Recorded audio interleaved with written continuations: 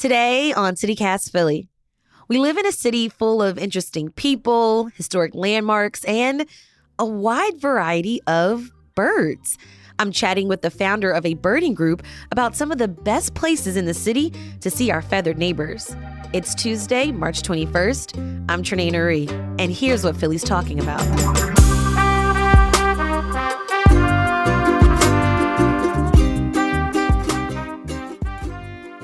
Elise Greenberg, you're the founder of Philly Queer Birders. Elise, where are the best spots to go look for birds in the city? Oh, there's so many, which is what I love about Philly. But I think one of the best places is probably John Hines National Wildlife Refuge. It's got a mix of habitats. It is America's first urban wildlife refuge, and one of my favorite places to go. But FDR Park is great. Pennypack Park up in Northeast is great. And all the little pocket parks too, all really wonderful spots to go. Well, Elise, tell us, when did you start a bird watching group? Well, I started the group in March of 2021. Okay, so a year after the pandemic, Yeah, or a year into the pandemic, really. really, yeah. Things were feeling, a little bit lonely, a little bit bleak. Vaccines were only just becoming available. And I had just gotten a bit more seriously into birding, and it was a safe activity to be outside, to meet new people, to create community. And it took off in a way that I did not expect. I, had hoped to get a group of people together, and it was a big group of people. So really, really exciting stuff. Right. And you created a queer birding group. Tell us about that. Yeah, I think that a lot of people will often ask, like, why create a queer birding group? Why is that needed? Isn't birding not based off of identity? And I would agree that, like, anyone can be a birder, but I think that historically, the outdoors have not always been the most welcoming to queer people, perhaps not as welcoming to birders of color, women. I think birding is often seen as an expensive hobby for old white men. And, that is why we have this group, so people can feel comfortable and safe and affirmed while picking up a new hobby that might not feel super comfortable yet, or they might not feel like they are easily able to get into it. And you can meet a lot of people who you might have a lot in common with. So there's a need, and a lot of people really enjoy it. And I think that it just makes the outdoors and birding and, enjoying green space in Philadelphia more accessible for people. What surprised you about Philly's birding community? Philly's birding community is really extensive. There are a lot of different groups. So in addition to Philly Queer Birders, there's also In Color Birding Club, a group that centers birders of color and their allies. There's also the Feminist Bird Club, Philadelphia, which is one of many, many chapters around the country and even overseas. Bird Philly, they were one of the first that I got involved in. A lot of really great experts involved in that group. And I mean, there's so much other birding beyond those groups too. There's just a lot of people out birding. And I do think the pandemic contributed to it, but I do think that Philly being on like a migratory pathway is really it lends itself to some really interesting, sometimes unexpected birding. And I think that's really allowed like the culture of birding and creating more birders to thrive here. Okay, so you mentioned a migration path. What's a migration path? So the migratory pathway up the East Coast is one of our main bird migratory areas. So we are right at the beginnings of spring migration. So birds are starting to make their way through Philadelphia. Oftentimes, Philly is just like a stopover for a few days while they get some food and some rest on their way a little farther north, or in some cases, a little farther south for some of our winter residents. But if you're a bird and you see a big green area, you're going to want to land there. And we have a lot of green areas amongst a really big city. What types of birds might we see with these migrations? You have woodcocks coming through, and they are some of our earliest migratory residents. They're these great little shorebirds who do kind of a funny walk and they make a great little noise. But starting pretty soon, we'll have some warblers coming through. They're small songbirds, and there's many, many different types. And depending on where you are in spring migration, you'll see different types. So, Elise, it's finally spring. Is this the best time of year to go birding? I would say that almost any time of year is a great time to go birding. I think it's a common misconception that you won't see any birds in the winter. Hmm. Winter is a great time to see ducks. You don't have to get up early. They're just sitting on the water. They're just hanging out all day. I see a lot of geese too when I take a walk on Kelly Drive sometimes. Oh, yeah. And a lot of those are here year round. So definitely a common bird and sometimes kind of mean, but For sure. we've got birds all year round. We've got gulls in the winter, we've got ducks in the winter, but springtime, because you have migrants coming through, these are birds you would not see for maybe more than a few days or a few weeks of the year until they make their way to their summer breeding grounds.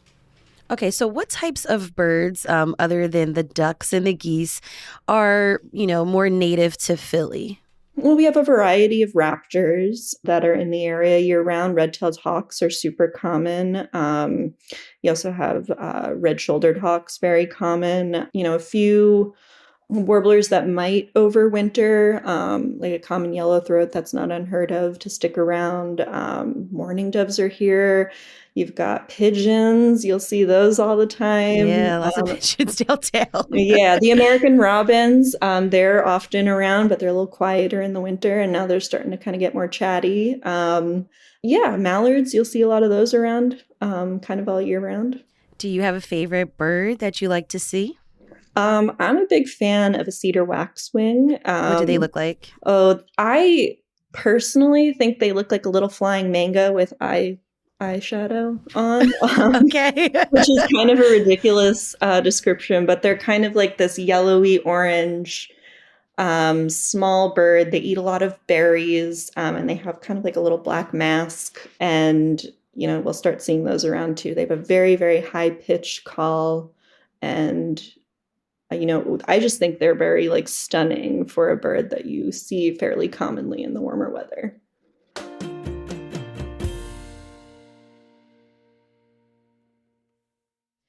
Elise, when did you get into birding? Was there a moment or a particular bird sighting that really sold you on this hobby? I mean, it's something I've been into for a while. I studied biology in school, did some ornithology. I've done field work before, Hmm. kind of alongside birding. But I think the thing that inspired me, at least to like get a little more serious about it in Philly, was when a vagrant tundra bean goose came through. Any birders who remember that would probably laugh at me. But I mean, it's a bird that is not supposed to even be on this continent. And it Okay. just kind of got a little or a lot lost, and it was hanging out at the Discovery Center in Fairmount Park, along with the Canadian geese. Do you think it went through the migration path? I mean, it is supposed to be in Russia. So really, I Oh, think it got probably knocked off course by like a storm or, kind of got its wires crossed. Don't really know. Um, but I mean, that happens with birds where it's not totally unheard of.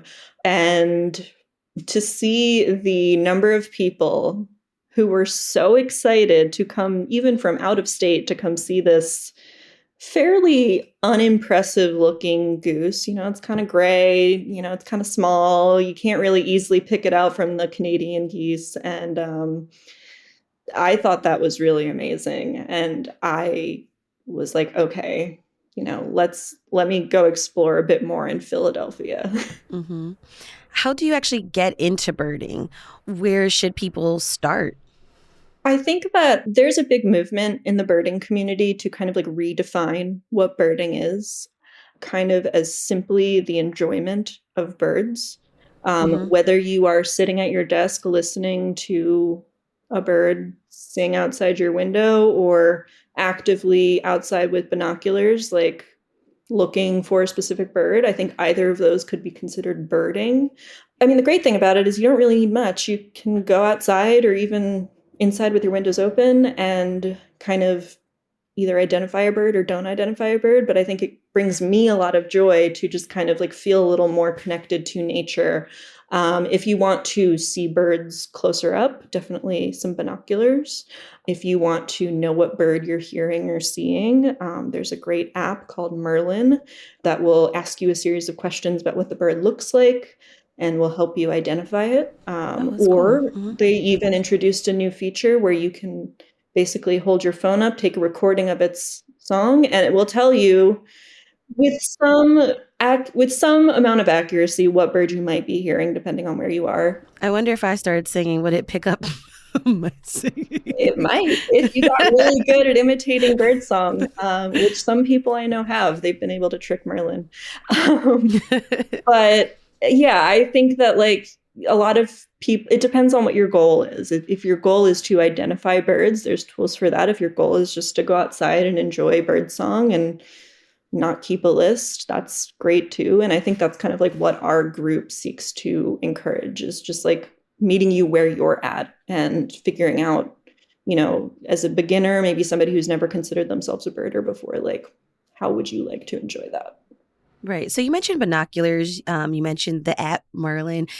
Are there any other things I should bring if I wanted to go out birding? I guess yourself, maybe a good pair of shoes if you happen to be going off path. Some people have a scope to see birds really far away, but those can be kind of expensive for sure.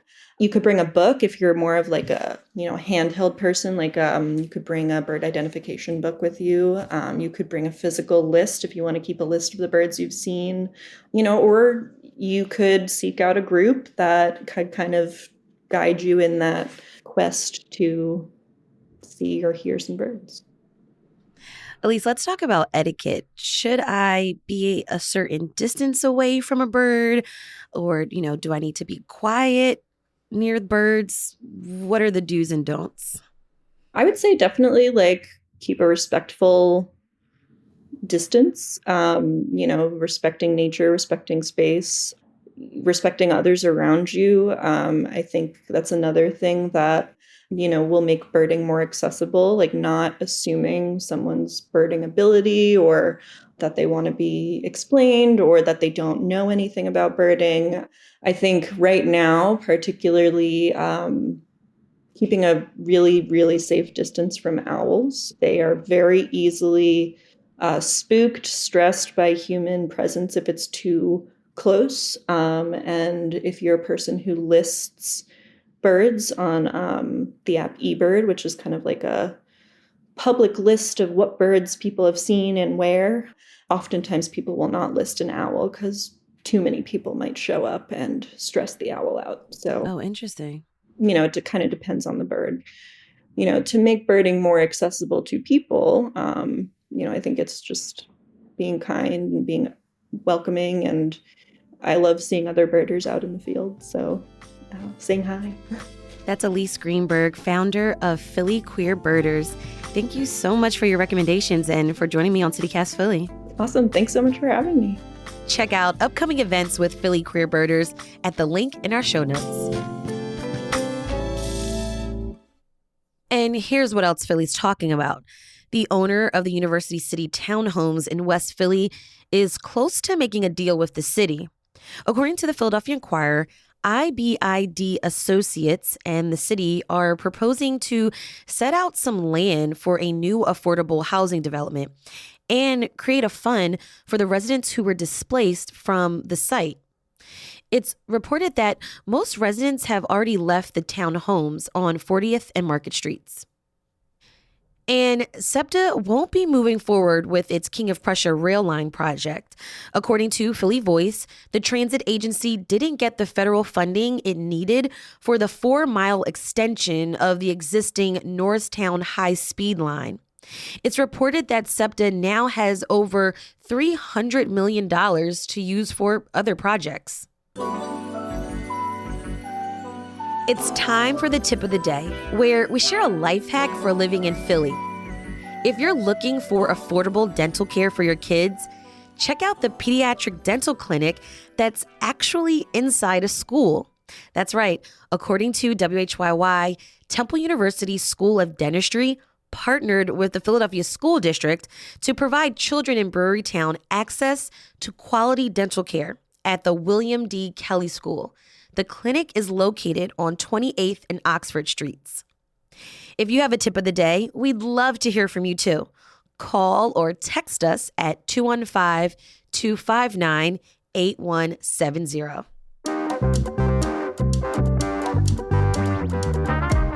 That's all for today here on CityCast Philly. If you enjoyed this episode about the birds you may see in the city, why not tell a friend? Rate the show, leave us a review, and hit that subscribe button. Be sure to sign up for our morning newsletter too. It's called Hey Philly. We'll be back tomorrow morning with more news and spring activities happening around the city. Bye.